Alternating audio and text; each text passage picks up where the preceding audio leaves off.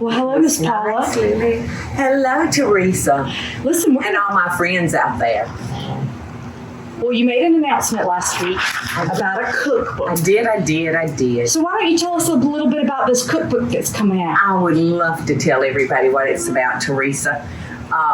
It's really about my life before the kitchen, during the kitchen, and after the kitchen. In my kitchen life and my life that I lived. So it's gonna be,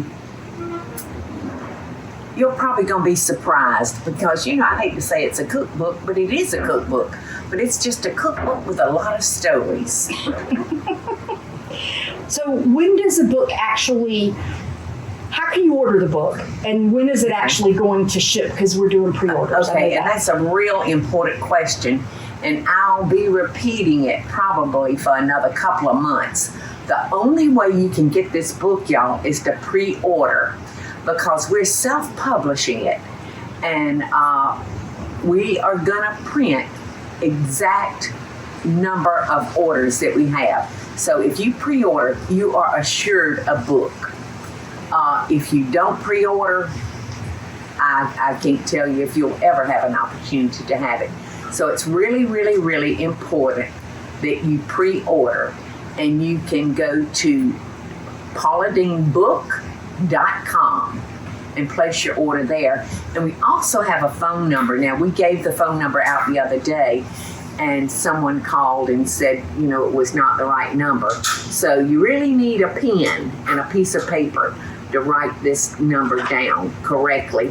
And Teresa is going to share that number with you. And if you would, Teresa, do it slow and twice. Okay, please. it's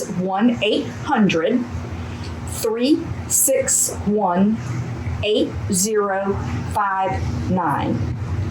And again, that's 1-800-361-8059. But I'll be saying it again at the end anyway. Okay, perfect. So let's talk some fun facts about the Yes. book. Yes. One of the questions that I think is, how old were you when you did you've done probably 16 cookbooks now. How old were you when you, 18. ooh, we did a Okay, couple of 18. reprints. We did a couple of reprints of different ones, but how old were you when you wrote your first cookbook?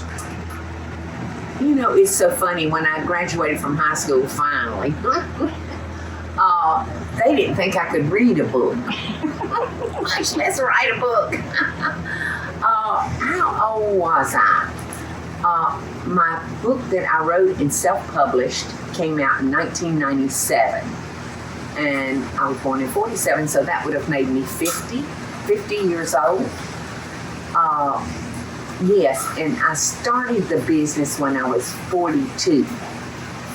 I was 40 when we moved to Savannah and started the business at 42 with the help of two precious sons, Jamie and Bobby.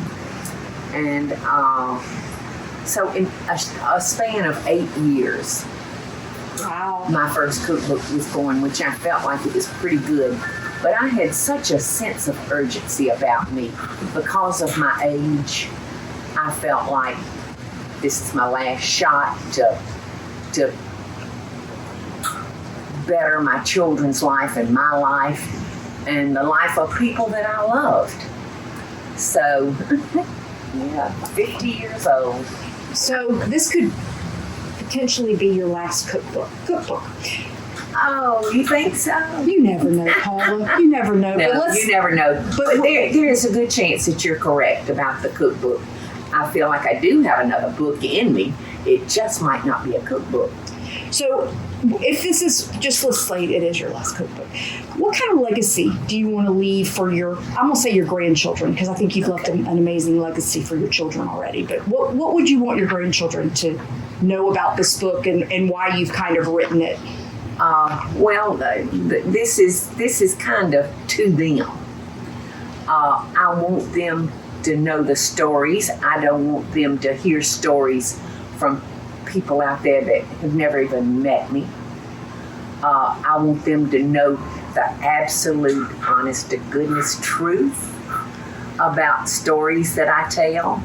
And I so want them to be proud of me and proud of their heritage and where they came from.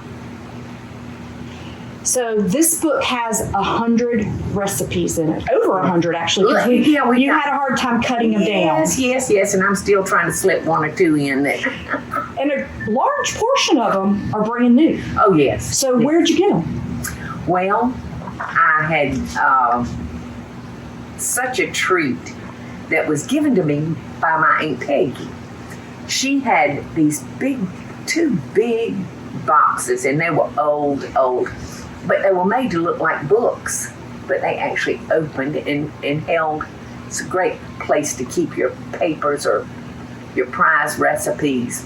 Well, one day I was home with Aunt Peggy, and she said, I want you to have this. Or you know what? She might have brought it to Savannah to give to me.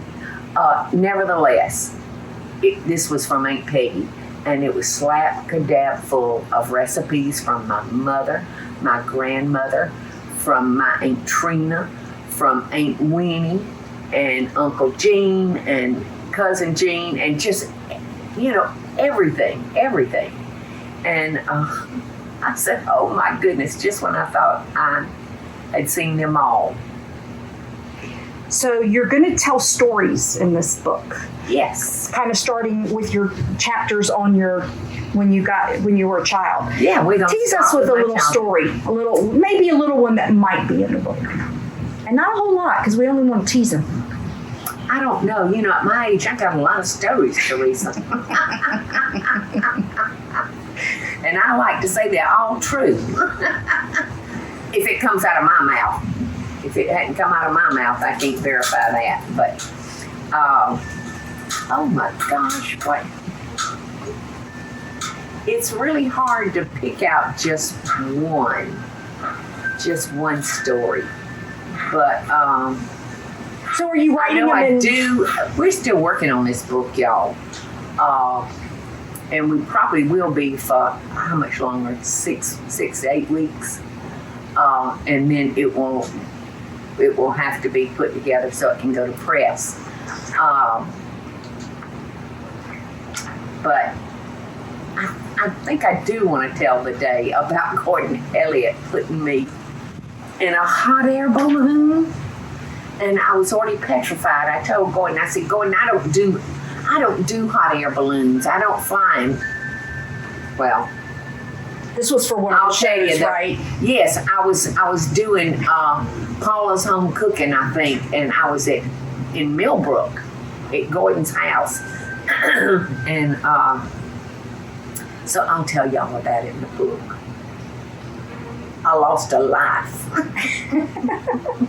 I think we've given them a good tease on what the book is about. You normally, in most of your books, have gone out and your book is on Amazon and your book is, you do book signings and you've got it in all kinds of retail stores. We're not doing it that way this go around. We're not doing it. We've decided to do this all ourselves. It's kind of full circle from when you self-published your first one. I self-published it. And I took a chance. I was brand new. I didn't know what I was doing. So I know the more you order, the cheaper it gets. Like so many things, So I ordered a buttload. How many was that?